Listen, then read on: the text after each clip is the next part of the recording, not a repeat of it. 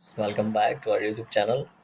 अभी हम लोग यहाँ पे एच.डी.एफ.सी बैंक लिमिटेड के एनालिसिस करेंगे एंड इस वीडियो में हम लोग देखेंगे नेक्स्ट वीक में प्लस ये मंथ कंप्लीट हो गया लास्ट वाला, तो नेक्स्ट मंथ में किस तरीके से पूरा मंथ का व्यू देखेंगे एंड मंडे को जब मार्केट ओपन होगा तो उसके भी डेली टाइम फ्रेम पे हम लोग यहाँ पे price action pattern and important levels देखने वाले हैं। तो जिस तरीके से यहाँ पे एच.डी.एफ.सी बैंक ट्रेड कर रहा है, ठीक है, बहुत ही मार्केट में फॉल हो रहा था, फिर भी ये यहाँ पे अप ट्रेंड में ऊपर की ओर शिफ्ट होके होल्ड कर रहा था। ठीक है, ये सारे पॉइंट हम लोग को नोट इसलिए करने पड़ेंगे क्योंकि ये हमें यहाँ पे बायर्स की स्ट्रेंथ नज़र आ रहा है इसकी वजह से, प्लस यहाँ पे जो स्ट्रेंथ बनी हुई है यहाँ पे इसलिए हम लोग को नज़र आ रहा है कि ये ऊपर क्यों निकल सकता है। राइट, अब हम लोग क्या करेंगे, हम लोग सीधे चलते हैं एक बार मंथली टाइम फ्रेम पे। डेली मंथली टाइम फ्रेम पे आप इसको देखेंगे तो आपको बहुत ही सही अच्छे तरीके से समझ में आएगा, बिकॉज मंथली टाइम फ्रेम पे क्या है कि यहाँ पे हम लोग को वन वे डायरेक्शनल मोमेंटम पता चल रहा है। यहाँ पे हॉल्ट करके नीचे आया, अगेन ये बहुत सही तरीके से अगर आप देखेंगे 2020, ठीक है, 2020 की बात ही ये यहाँ पे 1349 का लेवल टच किया है एंड अगेन अभी फरवरी में टच किया था। देख रहे हैं, तो इस लेवल से अगेन बाइंग बहुत ही अच्छी आई है। इनसाइड कैंडल बना है, अगर मंथली टाइम फ्रेम पे देखेंगे तो इस कैंडल के अंदर लगभग लगभग ये 3 महीने निकाल चुका। 3 महीने मतलब बहुत ज़्यादा होते हैं। किस लेवल के आसपास निकाल रहा है ये भी मैटर करता है। तो यहाँ जाने के बाद इन लेवल्स को बार बार ये हिट करने के बाद देखिए सेलिंग यहाँ पे 5-6 बार आ चुका है एंड उसके बाद बायर्स ने फिर से स्ट्रेंथ दिखा के यहाँ पे 4 महीने निकाले हैं, मतलब ऊपर वाले लेवल्स के आसपास इस शेयर ने 4 महीने निकाले हैं। तो यहाँ पे ब्रेकआउट होगा तो एटलीस्ट इतना तो हम लोग को ऊपर मिलेगा, लेकिन जो हमारा मेन टारगेट है, क्योंकि 2020 के बाद इसने हमें बड़ा लेवल दिया ही नहीं है। अगर किसी ने 1500 के आसपास खरीदा है तो पिछले 5-4 साल में उसको यही लेवल के आसपास ट्रेड करता हुआ ही शेयर दिखा है, ना उसको प्रॉफिट हुआ है ना ज़्यादा लॉस हुआ है। समझ रहे हैं? तो जब यहाँ से निकलेगा तो जल्दी निकालेंगे नहीं, निकालेंगे कब, जब उनका एक अच्छा पैसा बनेगा। इसके पीछे रीज़न ये है क्योंकि 5 साल से उनको कुछ मिला ही नहीं है। जब 5 साल से कोई शेयर कहीं पे मूव नहीं किया है, फंडामेंटली स्ट्रॉन्ग शेयर है, तो यहाँ पे जब भी ब्रेकआउट देगा तो हम लोग को ऊपर एक अच्छा यहाँ पे प्राइस एक्शन पैटर्न देखने वाला है। एक अच्छा यहाँ पे हम लोग को टारगेट मिलेगा।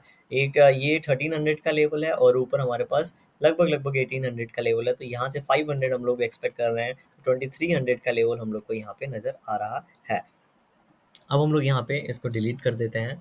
अब इसको अगर आप देखेंगे तो जैसा हम लोगों ने बात किया कि यहाँ पे जो हमारा 1600 का लेवल है एंड ऊपर हमारे पास 1800 का लेवल है। जैसे ही यहाँ पे 1800 लेवल ब्रेकआउट होगा, जो कि अभी तक हुआ नहीं है, तो हो सकता है, ज़्यादा चांसेस इसके हैं कि ये कैंडल यहाँ पे थोड़ा बड़ा कैंडल बन जाए एंड 1900 को टच करता हुआ थोड़ा सा ऊपर जाके हम लोग को एक अच्छा कैंडल देखने को मिले। अच्छा कैंडल मतलब ये वाला कैंडल देख रहे हैं, ठीक है, इसकी बात अलग थी, लेकिन जो भी ब्रेकआउट कैंडल्स होते हैं अगर हम लोग को थोड़ा सा पहले अगर जाके यहाँ पे मिल जाए, ठीक है, तो ये यहाँ पे एक कैंडल था, एक तरीके का ब्रेकआउट कैंडल है। यहाँ पे छोटा कैंडल है। अभी का जो प्राइस एक्शन पैटर्न है अगर देखेंगे तो यहाँ से थोड़ा सा हो सकता है 1700 से लेके 1900 200 पॉइंट्स तक का एक कैंडल मिले, क्योंकि ये भी यहाँ पे 200 का पॉइंट का कैंडल है, तो यहाँ पे भी 200 पॉइंट्स का कैंडल मिल सकता है, क्योंकि 4 महीने से इसका ज़्यादा मोमेंटम नहीं हुआ है। हाँ, डेली टाइम फ्रेम पे थोड़ा मोमेंटम दिख रहा होगा, लेकिन मंथली टाइम फ्रेम पे ये रुका हुआ है।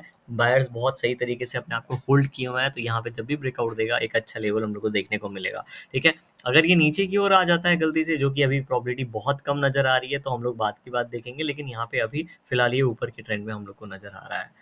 अब डायरेक्टली हम लोग यहाँ पे वीकली टाइम फ्रेम पे आ जाते हैं। एंड वीकली टाइम फ्रेम पे क्या सिचुएशन है, देखिए वीकली टाइम फ्रेम पे बाइंग सेलिंग तो बहुत ज़्यादा हुआ था, यहाँ से निकला भी था, जितनी तेज़ी से नीचे गिरा था उतनी तेज़ी से ऊपर चला गया।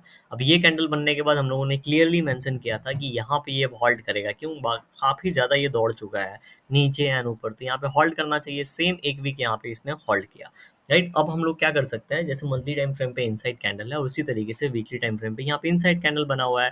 अभी ये इनसाइड कैंडल इंपॉर्टेंट इसलिए है क्योंकि ये किस लेवल पे बना हुआ है ये हम लोग को देखना पड़ेगा।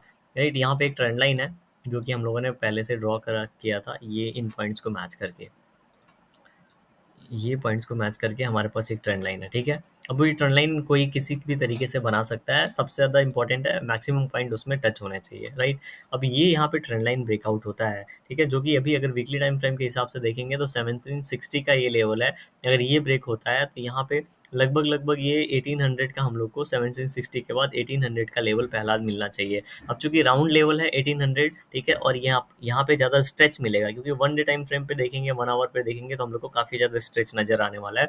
तो जब भी स्ट्रेच मिलेगा तो थोड़ा सा सेलिंग मिलेगा, ठीक है, थोड़ा सा प्राइस एक्शन पैटर्न बनेगा। तो यहाँ से थोड़ा सा प्राइस एक्शन पैटर्न बनाने के बाद अगर ये इस तरीके से कंटिन्यू करता है या यहाँ क्या हो सकता है, दो और एक चीज़ हो सकती है कि यहाँ पे मंथली टाइम फ्रेम पे तो परफेक्ट इनसाइड कैंडल बनाया, तो थोड़ा सा एक वीक और अगर यहाँ पे ये थोड़ा सा रुक जाता है उसके बाद निकलता है, क्योंकि 2-3 वीक ऑलरेडी ये स्ट्रेच हो चुका है, तो 1 वीक 2 वीक अगर यहाँ निकाल देता है तो इसके 4-5 वीक ऊपर इस तरीके से ग्रीन कैंडल बनाने का जो है वो क्लियर हो जाएगा। क्यों? क्योंकि ऑलरेडी यहाँ पे 3 वीक ये इस तरीके से स्ट्रेच हुआ है, 1 वीक हॉल्ट होने के बाद 2 वीक और ऊपर जाएगा तो प्रॉफिट बुकिंग आएगी तो सीधे नीचे आ जाएगा। समझ रहे हो? तो अगर ये पॉइंट आप कंसीडर करेंगे तो यहाँ पे अगर 1 वीक और रुक जाता है यहाँ पे इस पॉइंट के आसपास, अगर उसके बाद ये यहाँ पे थोड़ा सा रनिंग स्टार्ट करता है तो क्या होगा कि 2-4 कैंडल इस तरीके से ये ऊपर की ओर निकल पाएगा, एंड निकलने के बाद फिर प्रॉफिट बुकिंग आएगी तो हम लोग देखेंगे। राइट, समझ रहे हैं? तो इस तरीके से यहाँ पे एचडीएफसी बैंक अपना प्राइस एक्शन पैटर्न बना रहा है। तो नेक्स्ट वीक के लिए अब हम लोग अगेन डेली टाइम फ्रेम पे चलते हैं। डेली टाइम फ्रेम के हिसाब से अगर हम लोग इसको देखते हैं तो यहाँ पे ये प्राइस एक्शन पैटर्न बनाने के बाद अच्छा खासा 1 वीक ये रुक चुका है। ठीक है, 1 वीक रुक चुका, लेकिन हम लोगों ने वीकली टाइम फ्रेम पे देखा एक ही हॉल्ट कैंडल बना है। ठीक है, तो 1 वीक रुक चुका है तो ऊपर हमारे पास रेजिस्टेंस का है, तो रेजिस्टेंस के पास हम लोग चलते हैं। अब रेजिस्टेंस है हमारा यहाँ पे लगभग 1793 के आसपास। अब जिस लेवल के आसपास ट्रेड कर रहा है इस लेवल से काफ़ी दूर है। ठीक है, तो मतलब लगभग यहाँ पे 60 पॉइंट्स अवे है, तो 60 पॉइंट्स काफ़ी है इस शेयर के लिए एक वीक में ट्रेड करने के लिए। देखिए, अगर इसको इसी तरीके से जिस तरीके से लास्ट वीक ट्रेड किया, अगर इस तरीके से ट्रेड करना है थोड़ा वोलेटाइल होकर, तो इतना पॉइंट्स काफ़ी है इसके लिए। लेकिन अगर यहाँ पे हम लोग 1 आवर टाइम फ्रेम पे चलते हैं, ठीक है, 1 आवर टाइम फ्रेम पे आप देखेंगे इसको, थोड़ा सा चार्ट मैं इधर कर देता हूँ। हाँ, अगर 1 आवर टाइम फ्रेम पे देखेंगे तो अब आपको अच्छे से समझ में आएगा। ठीक है, अब यहाँ पे 1 आवर टाइम फ्रेम में ये फॉल हुआ, ठीक है, ये बाइंग हुआ, ये फॉल हुआ, उसके बाद स्लोली ऊपर की ओर गया है, यहाँ पे टाइम स्पेंड किया है, तो इसके एक्सटेंड होने की यहाँ पे प्रॉबिलिटी है, लेकिन कितना ज़्यादा एक्सटेंड होगा। ठीक है, यहाँ से अगर इस तरीके से ऊपर जाता है तो जैसे ही ग्राउंड लेवल 1815 1900 टच करेगा ये सीधे नीचे आएगा और यहाँ ये लेवल रिटेस्ट करने की ये लेवल रिटेस्ट करके फिर ऊपर की ओर निकलेगा। तो अगर अभी तुरंत इस तरीके से अगर प्राइस एक्शन पैटर्न बनता है, ठीक है, अगर अभी तुरंत इस तरीके से प्राइस एक्शन मतलब यहाँ पे एक्सटेंड हो जाता है, तो जो हम लोगों ने मंथली टाइम फ्रेम पे देखा वो परफेक्ट बैठ रहा है, जो वीकली टाइम फ्रेम पे है वहाँ पे प्रॉब्लम हो जाएगी। समझ रहे हैं टेक्निकली? तो वहाँ पे इसके रुकने के लिए हो सकता है यहाँ पे जब रुकेगा तो थोड़ा वोलाटिलिटी बनेगी एंड उसके बाद फिर ये ऊपर क्यों निकलेगा। इससे बेटर क्या होगा कि यहाँ पे 1 वीक और ये टाइम स्पेंड करें एंड उसके बाद निकले। अगर उसके बाद निकलता है तो परफेक्ट मंथली टाइम फ्रेम पे ये निकलेगा एंड हम लोग को ऊपर के लेवल्स देखने को मिलेंगे। तो हम लोग क्या कर सकते हैं, मंडे के लिए हम लोग क्या कर सकते हैं, अपने इंपॉर्टेंट लेवल्स हम लोग यहाँ पे मार्क कर लेते हैं। मंडे को किस तरीके का प्राइस एक्शन पैटर्न बनाएगा, तो यहाँ पे हमारे पास ऊपर से एक ट्रेंड लाइन हम लोग ड्रॉ कर लेंगे इन पॉइंट्स को मैच करते हुए। ठीक है, और यहाँ पे हमारे पास जो रेंज है लगभग हम लोग इसको फॉलो करेंगे। राइट, तो ऊपर की ओर 1765 का ब्रेकआउट होगा तो हम लोग लगभग 1780-90 का एक प्लानिंग करके रखेंगे। और नीचे की ओर अगर ये 1720 ब्रेकडाउन करता है तो हम लोग कहीं ना कहीं 1705 के आसपास जाने वाले, कितना, 1705 के आसपास। एंड इसके बीच में टाइम स्पेंड करता है, वोलेटाइल रहता है, तो करने देंगे क्योंकि हमारे लिए तो प्लस पॉइंट है जैसा हम लोगों ने बात किया।